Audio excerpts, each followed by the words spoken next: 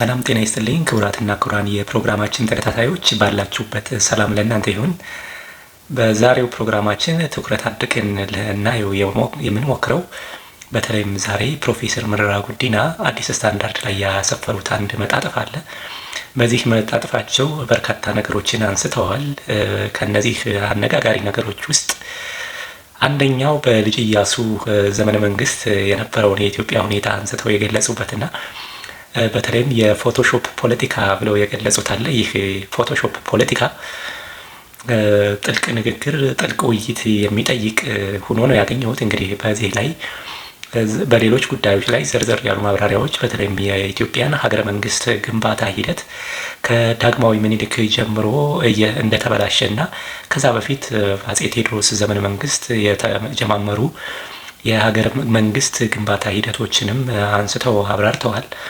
በዳግማዊ ምኒልክ ዘመነ መንግስት የኢትዮጵያ የሀገረ መንግስት ግንባታ ሂደት ለምን ተበላሸ የሚለውንም በዚህ መጣጥፋቸው ያብራሩበት አጋጣሚ አለ። ዋና ዋና ነጥቦችን በቀጣይ በማዘጋጀው ብሪፊንግ ላይ በትኩረት የማያቸው ነው የሚሆነው።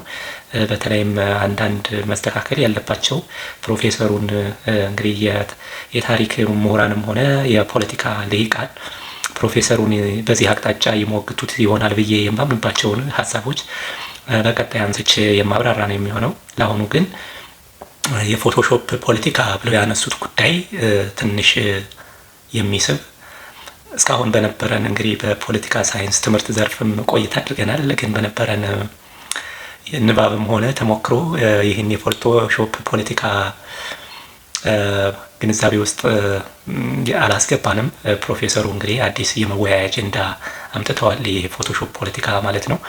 በዚህ ጽሁፋቸው እንግዲህ ልጅ ኢያሱን እንግዲህ ለመጉዳት የተነሱ ኃይሎች ኢትዮጵያ ሰንደቅ ዓላማ ላይ የጨረቃ ምስልን በማድረግ በክርስቲያኑ ዓለም በኩል አጣብቂኝ ውስጥ ለማስገባት የሞከሩበት በገደምዳሜው እንደዛ ነው የሚያመላክተው። በገደምዳሜው ሲተረጎም ማለት ነው። ያንን የሚያሳይ ክስተት ነው እንግዲህ ያብራሩት። በእርግጥ ፕሮፌሰሩ አሁን ስላለው በጠቅላይ ሚኒስትር አብይ አህመድ እና በፓርቲያቸው ተደጋግሞ የሚነሳውን ባዳና ባንዳ የሚለውን ከአፄ ኃይለ ሥላሴ ዘመነ መንግስት ጀምሮ ያጋጠመ ክስተት አድርገው ወስደውታል፣ ለማሳየት ሞክረዋል። ይህንንም በቀጣይ የምናየው ነው የሚሆነው። ነገር ግን የፎቶሾፕ ፖለቲካ የሚለውን በጥልቀት አልሄዱበትም።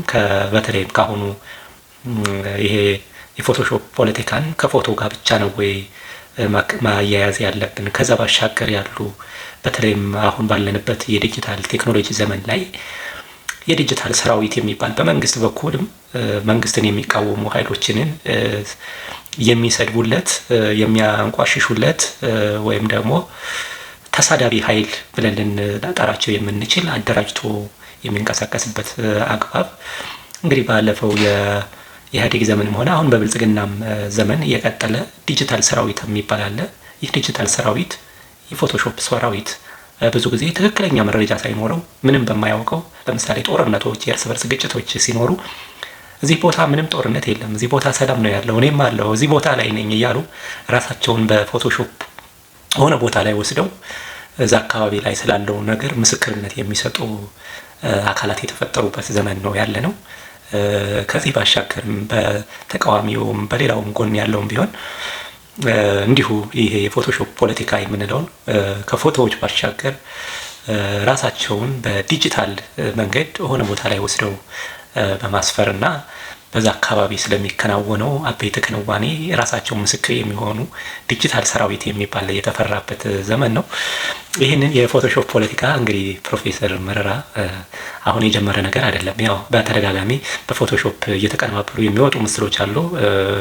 በተለይም ኢትዮጵያን ቼክ እና አንዳንድ እነዚህ በዲጂታል መንገድ የሚቀርቡ መረጃዎችን የሚያጣሩት እና አንዳንድ አካላት በዚህ ጉዳይ ላይ ይሄ ፎቶሾፕ ነው፣ ሀሰተኛ መረጃ ነው ምናምን የሚሉ መግለጫዎችን ሲሰጡ እናያለን። ግን ይሄ የፎቶሾፕ ፖለቲካ በጥልቀት ሊብራራ ምናልባት የፎቶሾፕ ፖለቲካ ዛሬ ብቻ ሳይሆን በኢያሱ ዘመነ መንግስትም ከቀዳማዊ ኃይለ ሥላሴ ዘመነ መንግስት በፊት ማለት ነው ኢትዮጵያ ውስጥ ተሞክሮ የነበረ እንደሆነ ኢትዮጵያን ችግር ውስጥ አስገብቶ የነበረ የመንግስት ስርዓትን የነቀነቀ ጭምር እንደነበረ በዚህ መጣጥፋቸው ላይ ፕሮፌሰር መረራ አብራርተዋል። የኢትዮጵያ ባለስልጣናት በእውነት የሚያሰማሩትን ይህንን ዲጂታል ሰራዊት የሚባል አንዳንዴ የመንግስት የልማት ስራዎችን ያስተዋውቃል። ይህንን በፖዚቲቭ ወይም በአዎንታዊ መልክ የሚወሰድ ነው። የአንድን ሀገር ልማት የአንድን ሀገር በጎ ገጽታ መገንባት በጥሩ መልኩ የሚወሰድ ነው። ነገር ግን መንግስትን የሚቃወሙትን ከዲጂታሉ ዓለም ድምጥማጣቸውን ለማጥፋት የሚሰማራ ዲጂታል ሰራዊት እንደሆነም እናውቃለን። ይህ ዲጂታል ሰራዊት በአንድም በሌላም መንገድ ከፎቶሾፕ ፖለቲካ ጋር የሚያያዝ ነው። ራሱን በሌለበት በማያውቀው ምንም መረጃ በሌለው ጉዳይ ላይ መረጃ እንደሚያውቅ እዛ ቦታ ላይ እንዳለ አድርጎ በፎቶሾፕ ራሱን ሆነ ቦታ ላይ እየወሰደ መረጃዎችን የሚሰጥ ኃይል ነው። ስለዚህ እንግዲህ ኢትዮጵያን ብሪፍ ነገሮችን በጥልቀት መመርመር በኢትዮጵያ ፖለቲካ ቀውስ ውስጥ እያንዳንዱ አስተዋጽኦ የሚያደርገው ኃይል ምንድን ነው፣ ማን ነው፣ የትኛው ነው ብሎ እያነሱ መተንተን እያነሱ ማብራራት የሚያስፈልግ ጉዳይ ነው። እንግዲህ ብዙ ጊዜ ኢትዮጵያን ፖለቲካ ስናይ ለሆነ አካል ለሆነ ቡድን ለምሳሌ ተቃዋሚ ከሆነ ተቃዋሚው ላይ፣ ገዢው ከሆነ ገዢው ላይ የመመደብ ነገር አለ። ግን ከዛ ባሻገር አጃቢዎቹ እነዚህ ዲጂታል ሰራዊት የሚባል በሁለቱም ወገን በተቃዋሚም ሰልፍ ሊሆን ይችላል፣ በመንግስትም ሰልፍ ሊሆን ይችላል።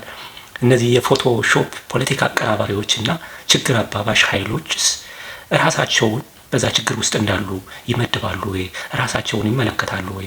ዞሮ ዞሮ አንድ ሀገር የፖለቲካ ቀውስ ውስጥ ስትገባ የችግሩ ገፈጣ ቀማሽ በዋናነት እያንዳንዱ ኢትዮጵያዊ ነው የሚሆነው።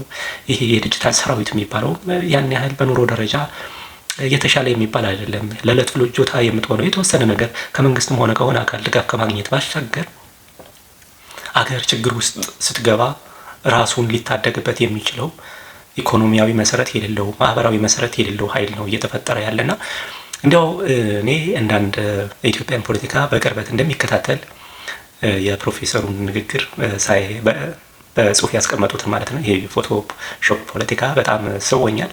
እንዲያው ፕሮፌሰሩ ዝርዝር አድርገው ከአሁኑ ጋር ቢያገናኙ ጥሩ ነበር። እንግዲህ በሌላው ብሪፊንግ የሚሄድበት ነው የሚሆነው። ግን ዋናውን የኢትዮጵያን ሀገረ መንግስት ግንባታ ችግሮችን ላለፉት ስርዓቶች በተለይም ለዳግማዊ ምኒልክ ለማሸከም ነው ጥረት ያደረጉት። እንግዲህ የራሳቸው ምክንያት ይኖራቸዋል። በተወሰነ መልኩ እነዚህ ሶስቱን ቴሲስ የሚባሉትን የኮሎኒያሊዝም ቴሲስ፣ ኔሽን ቢልዲንግ ቴሲስ እና ተያያዥ ጉዳዮችን አንስተው ፕሮፌሰሩ አብራርተውታል። ግን ፕሮፌሰሩ በጥልቀት በሄዱበት የፎቶሾፕ ፖለቲካ ራሱን የቻለ አንድ መነጋገሪያ አጀንዳ ሊሆን የሚችል ኢትዮጵያዊን ሊያነጋግር ምናልባትም ይሄ የፎቶሾፕ ፖለቲካ አገሪቱን ወደ አጣብቂኝ ወደ ችግር ውስጥ እየወሰዳት እንደሆነ መንግስታዊ አቅጣጫ ተይዞበት ማህበረሰቡም ተረድቶት በጥልቀት በአስቸኳይ ሊፈታ የሚገባ ጉዳይ እንደሆነ ያኔ ምናልባት በልጅ ኢያሱ ዘመነ መንግስት የዲጂታሉ ዓለም ገና ደካማ በመሆኑ ያን ያህል አገራዊ ውጥንቅጥ አላስከተለ ይሆናል። አሁን ግን ዲጂታል ዓለሙ በጣም ከባድ የሆነ ለውጥ ውስጥ እንቅስቃሴ ውስጥ ያለ ስለሆነ ይህንን ጉዳይ መፍታት ላይ ትኩረት ቢያደርጉ ጥሩ ነበር እላለሁኝ። የፕሮፌሰሩን መጣጥፍ በቀጣይ በትኩረት አየዋለሁኝ። አመሰግናለሁ ስለተከታተላችሁኝ። ሰላም።